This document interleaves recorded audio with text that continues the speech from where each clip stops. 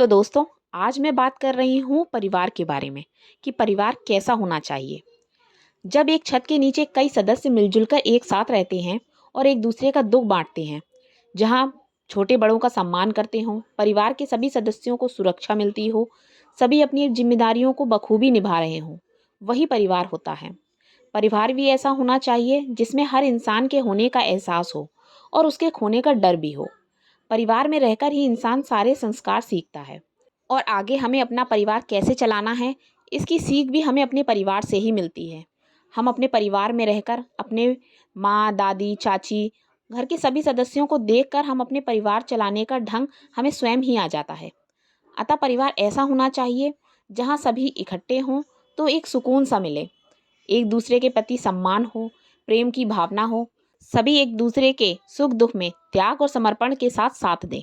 घर का एक सदस्य अगर दुखी है, परेशान है, तो उसका साथ देने के लिए सारे लोग उसके पीछे खड़े हों, ऐसा होता है परिवार। घर में बच्चों का पालन पोषण इस प्रकार हो कि आगे चल के वो एक आदर्श नागरिक बने और देश का और अपने परिवार का नाम रोशन करें। तो दोस्तों, मैं अपने परिवार में आप सभी का स्वागत करते हुए आज के दिन की शुरुआत करती हूँ।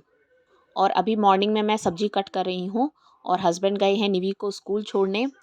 तो जब तक ये वापस आते हैं मैं लंच की तैयारी कर लेती हूँ।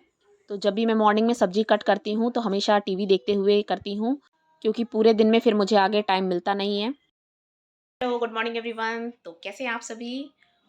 तो अभी निवी चली गई है स्कूल और अभी टाइम हो रहा है 7:45। उसके पापा उसको छोड़ने गए हैं और अभी ये वापस आएंगे तो फिर इनको भी जाना है ऑफिस। और आजकल ये थोड़ा लेट जा रहे हैं ऑफिस। और आज इनको थोड़ा फ़ीवर भी है, मतलब कल से इनको फ़ीवर था, पर अभी इनको ट्रेनिंग टाइम चल रहा है तो इनको छुट्टी नहीं मिलेगी और ट्रेनिंग में छुट्टी नहीं दी जाती है। तो इनको ट्रेनिंग में छुट्टी नहीं मिलती है और छुट्टी ना मिलने की वजह से कल हम लोगों को भी कहीं जाना था जहाँ हम नहीं जा पाए, जो बहुत इम्पोर्टेंट था। कल मेरे देवर की शादी थी और हम लोगों को होम टाउन जाना था, पर इनको छुट्टी नहीं मिली जिस वजह से हम लोग नहीं जा पाए। और ये ऐसा फर्स्ट टाइम हुआ है कि जब फैमिली में शादी है, मतलब मेरे रियल देवर नहीं है, मतलब मेरे ताऊ जी के, इनके ताऊ जी के बेटे हैं, उनकी शादी है। पर हम लोग का एक्चुअली क्या है, जो पूरी फैमिली है, जो मेरे इन लॉज की पूरी फैमिली है, वो सारे ही मतलब एक ही जगह रहते हैं, मतलब घर अलग अलग हैं पर जैसे अगल बगल सबके घर हैं। तो सारे लोग एक ही साथ रहते हैं। पापा लोग 5 भाई हैं तो सबके घर वहीं पर हैं। तो ये लोग शुरू से सब लोग साथ में रहे हैं, पर चलिए क्या करें, मजबूरी थी, नहीं जा पाए। बस अभी हस्बैंड आने वाले होंगे तो मैं अभी जा रही हूँ लंच की तैयारी करने, लंच और ब्रेकफास्ट। वैसे तो ब्रेकफास्ट में बना रही हूँ पोहे, और निवी तो आज ले गई थी पूड़ी सब्जी, उसको रखा था। उसको आलू मेथी की सब्जी पता नहीं क्यों बहुत पसंद आने लगी है। पहले तो नहीं खाती थी बिल्कुल, मतलब आलू उबला खा लेती थी, आलू के साथ कुछ भी मिक्स नहीं खाती थी। पर आज वो 2-4 दिन से मतलब उसको आलू मेथी की सब्जी बहुत ही अच्छी लगती। तो कल भी बोली थी रात को कि मम्मा कल मेरे टिफ़िन में पूड़ी और आलू मेथी की सब्जी रखना, पूड़ी बहुत पसंद है उसको। और बच्चों को क्या, निवी के पापा को भी पूड़ी पराठे इनको बहुत पसंद हैं।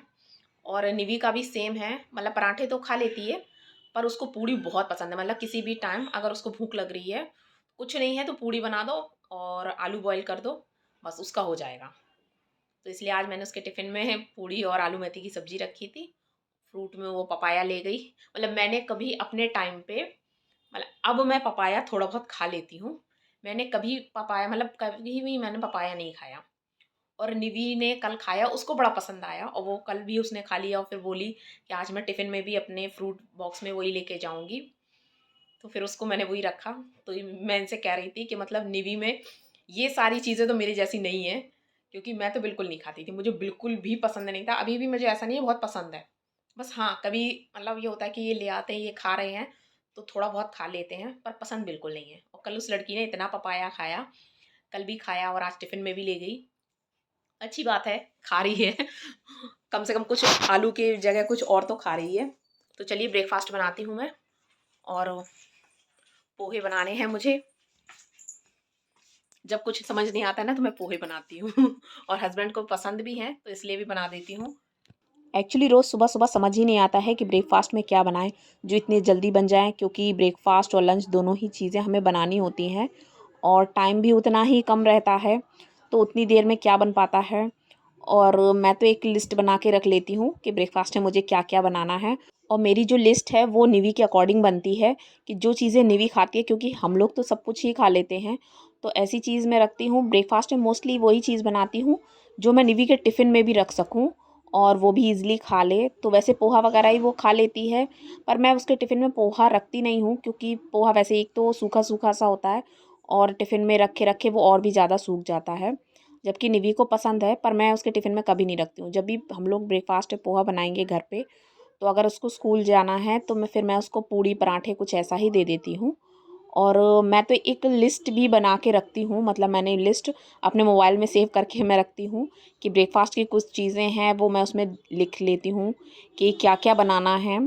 तो अपने हिसाब से फिर मैं उसी हिसाब से थोड़ा ज़्यादा सोचना नहीं पड़ता है, क्योंकि रोज़ सुबह-सुबह हमें, मतलब जैसे ही हम किचन में आते हैं और अगर हम किचन में आने के बाद ये सोचें कि अब हम क्या बनाएँ, तो टाइम निकलता जाता है, क्योंकि सुबह तो घड़ी ऐसे भागती है ना कि सारे काम भी करने होते हैं। अगर हमने पहले से सोच के नहीं रखा है, तो सारी ही चीज़ें लेट हो जाती हैं। और आज शाम को मैं थोड़ा-सा काम लेकर बैठ गई थी।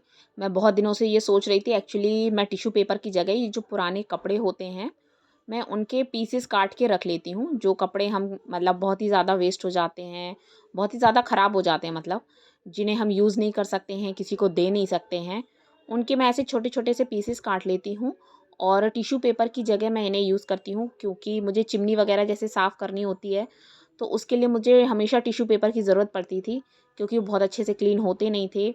और अगर मैं किचन की जो टॉवल वग़ैरह हैं, उनसे उसको अगर क्लीन करती हूँ ना चिमनी को, तो वो कपड़ा इतना ज़्यादा गंदा हो जाता है, पूरा ऑयली-ऑयली, फिर उसको वॉश करने में भी बहुत ज़्यादा मेहनत लगती है, वो अच्छे से वॉश नहीं होते हैं, मतलब कपड़े बहुत जल्दी ख़राब हो जाते थे।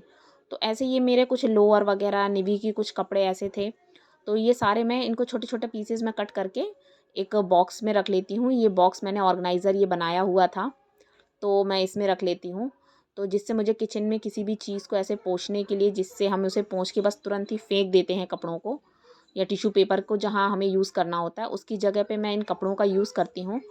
तो इससे ये मेरे कपड़े भी यूज़ हो जाते हैं और जो फ़िज़ूल का जो मैं टिश्यू पेपर खरीदती थी, मतलब मेरा महीने में 2 पैकेट तो करीबन लग ही जाते थे। तो अब मेरा, मतलब 2-3 महीने से मेरा बिल्कुल भी मैं टिश्यू पेपर यूज़ नहीं कर रही हूँ और मैं इन्हीं पुराने कपड़ों का ही ऐसे यूज़ करती हूँ और ये काफ़ी टाइम तक मतलब चलते हैं और बहुत अच्छे से, इनसे बहुत ज़्यादा अच्छे से क्लीन होता है। जैसे ये निवी की वूलन पजामी थी इस बार, जो कपड़े मैं इस बार एक्चुअली जब सर्दियों के रख रही थी ना, तो जो कपड़े थे, तो उनसे मैंने उनमें से बहुत सारे ऐसे निकाल लिए थे और यहाँ हस्बैंड भी ऑफ़िस से आ गए थे, तो वो भी कह रहे थे उनको अपने बाइक के लिए भी कपड़ा चाहिए था, तो वो कह रहे थे कि इनमें से एक मुझे भी दो। तो ये अपने लिए निकाल के वो रख रहे थे और बस मैं इन सबको अपना काट के छोटे-छोटे पीसेस करके इस बॉक्स में रख लेती हूँ और बहुत सारे मैंने पीसेस ऐसे काट के रख लिए कि अभी जो ख़त्म हो जाएँगे, क्योंकि इतना सारा तो अभी यूज़ नहीं होगा। तो इनको मैं अलग से उठा के स्टोर करके रख दूँगी, फिर बाद में जब मुझे यूज़ करने होंगे, तो मैं इनका यूज़ करूँगी। तो ऐसा आप लोग भी कर सकते हैं। एक्चुअली मैंने देखा है कि आज के टाइम के जो लोग हैं, उनके किचन में टिश्यू पेपर का बहुत ज़्यादा ही यूज़ होता है। पहले तो लोग घर में पुराने कपड़ों को ही मतलब पोंछने के लिए यूज़ करते थे। बट अब ये है कि टिश्यू पेपर के रोल आ जाते हैं बड़े-बड़े और लोग सब उन्हीं का, मतलब किचन में कपड़े भी नहीं होते, किचन टॉप भी वो क्लीन करना होता है, तो उसके लिए भी वो टिश्यू पेपर का ही यूज़ करते हैं। ऐसे मतलब काफ़ी पैसा हम लोग बिना मतलब का ही वेस्ट करके उसको पोंछ के फेंक देते हैं। तो जो कि कोई मतलब का नहीं रहता और घर में जो कपड़े पड़े रहते हैं, उन्हें हम बेकार ही फेंकते रहते हैं। तो हम कपड़ों का भी यूज़ कर सकते हैं और अपने कुछ पैसे भी बचा सकते हैं। तो आप लोग भी ऐसा ट्राई करके देखिए, जो आपके पुराने कपड़े हैं, उनको ऐसे कट करके, तो आपके कपड़े भी यूज़ हो जाएँगे, जो फ़िज़ूल का खर्च होता है, वो भी आपका बच जाएगा। और जिस बॉक्स में मैं इन कपड़ों को रख रही हूँ, ये भी मैंने डीआईवाई करके बनाया है और इसका पूरा एक वीडियो है, जिसमें काफ़ी चीज़ें हैं, काफ़ी ऑर्गनाइज़र वगैरह हैं, वो भी आप देख सकते हैं। मैं उस वीडियो का लिंक आपको डिस्क्रिप्शन में दे दूँगी, तो आप वहाँ जाके इसको चेक कर सकते हैं। और बहुत दिनों से ये मलाई इकट्ठी हो गई थी, तो आज मैं इसका घी भी बना रही थी।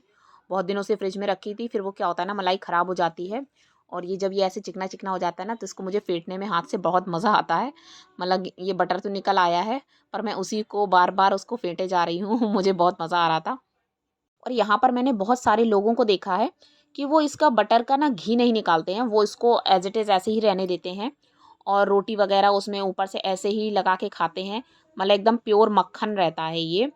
और दाल सब्ज़ी में भी वो लोग ऐसे ही इसको डायरेक्ट डाल लेते हैं। तो ऐसा खैर मैंने तो खैर कभी खाया नहीं है, पर हाँ यहाँ पे लोगों को मैंने बहुत देखा है। यहाँ ये मेरा घी भी रेडी हो चुका है, तो इसको मैं छान के भर के रख दूँगी। और फ्रेंड्स इसी के साथ मैं आज के व्लॉग का भी एंड करती हूँ, और अपने घर परिवार, अपने रिलेटिव्स, अपने फ्रेंड्स, किसी को भी मेरे वीडियो को किसी 2 लोगों को शेयर कीजिए, जिससे वो लोग भी मेरे साथ जुड़ सकें और इस तरीके से मैं अपने परिवार को बढ़ा सकूँ। तो जल्द ही मिलते हैं हम लोग एक नए व्लॉग में, तब तक के लिए bye bye and take care.